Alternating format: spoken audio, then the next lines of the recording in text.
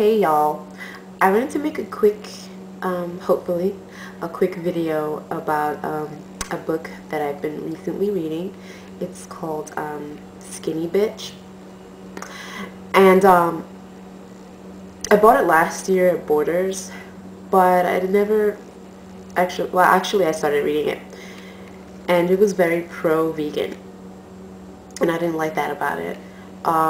So I kind of put it away, and a few weeks ago I was just like throwing out a bunch of books because I have too many and I wanted to like purge, I don't know, my bookcase of books that I don't need or read or whatever. So yeah, I found it again and I decided that I was going to read it because I bought it.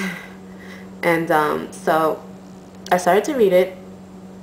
And I have to say that I don't mind people who are vegetarians. I actually respect people who decide to be a vegetarian, whether it be for personal or religious reasons, whatever.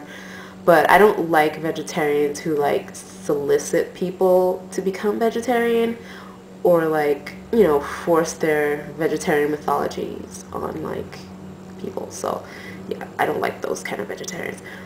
But and as for me, like I'm not vegetarian because I do eat meat, so I don't consider myself a vegetarian, but I do eat meat sparingly. I don't eat any seafood, and I don't care for pork. And so yeah, not a fan of it. You know, I don't have to have like meat as a main course or whatever. So yeah, the book is like really intense. Like it's really scary, like the stuff that I was reading in here, and it scarred me for life.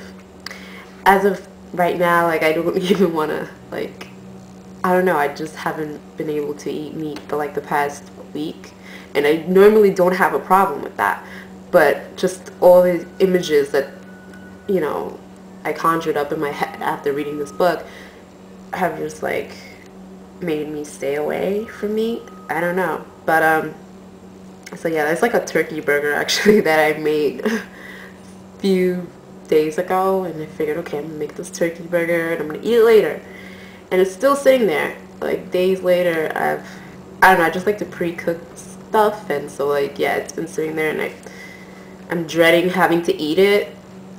But yeah, I actually wanted to read some things that were in the book because it was so gross that I had to share with you guys all these gross details.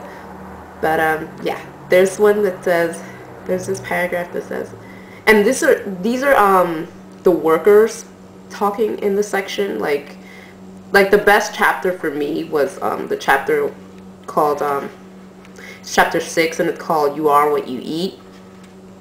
And basically they talk about all the nasty stuff, like all the stuff that goes on in like the meat industry, and like, so yeah, there's like worker accounts in this section, and one of them says, "One time I took my knife, it's sharp enough, and I sliced off the end of the hog's nose, just like a piece of bologna.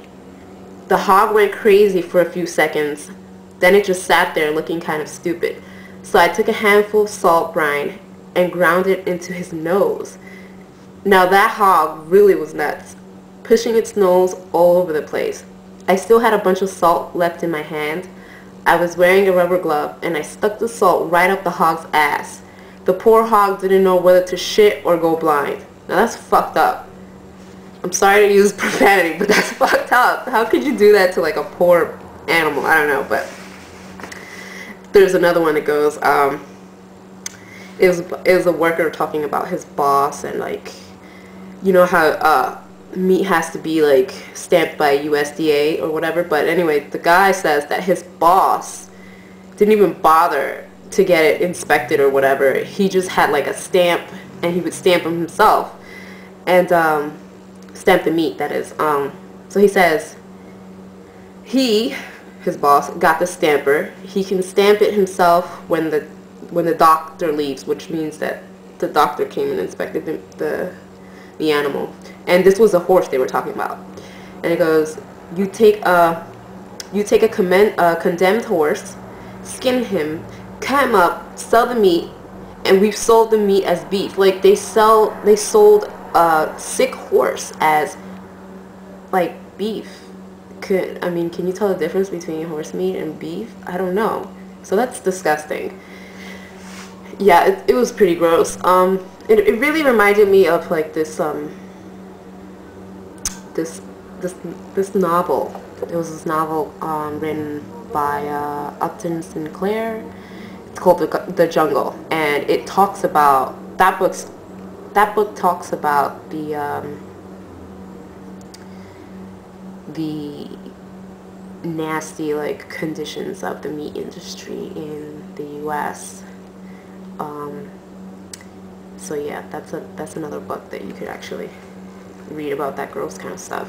And also there's like there's a film called Fast Food Nation. I don't know if you guys ever saw it, but really gross. It's got like really nasty scenes like about all the filthy things that happen at slaughterhouses and stuff. And that was the most interesting part, but also it was pissing me off at the same time as I was reading the book, because like these women who wrote this book, they're the types of vegetarian and vegan people that I don't like.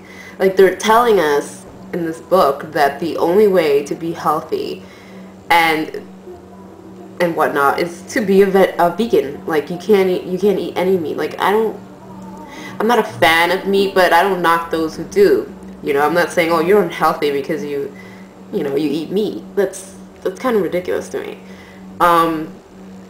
Like, they say that you can't even eat like vegetables. You can't eat vegetables because they have pesticides and all the bullshit, and like, so you have to buy all organic and just stick to vegetables, fruits, beans, grains, things like that.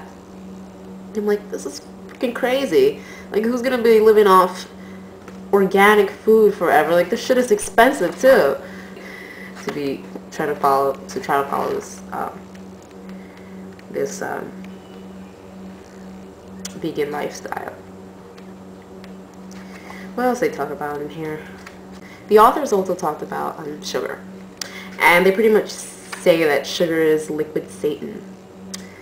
Is it liquid Satan? No, that's soda. Sorry, it's sugar is the devil. Same shit. But I had an ex-boyfriend who was a vegetarian, and he used to tell me that I shouldn't be drinking aspartame. Why drinking aspartame? But after, he never explained why. He just said it was bad for you. So that's why I didn't, like, whatever, you think everything's bad. So I never really listened. But they actually explained why aspartame is bad for you in here. And like, I've been having it with like my tea. I don't drink coffee anymore, but like, I've been having it with my tea, and I don't want to have it anymore. So I need to find another way to sweeten my tea without having to add tons of refined sugar.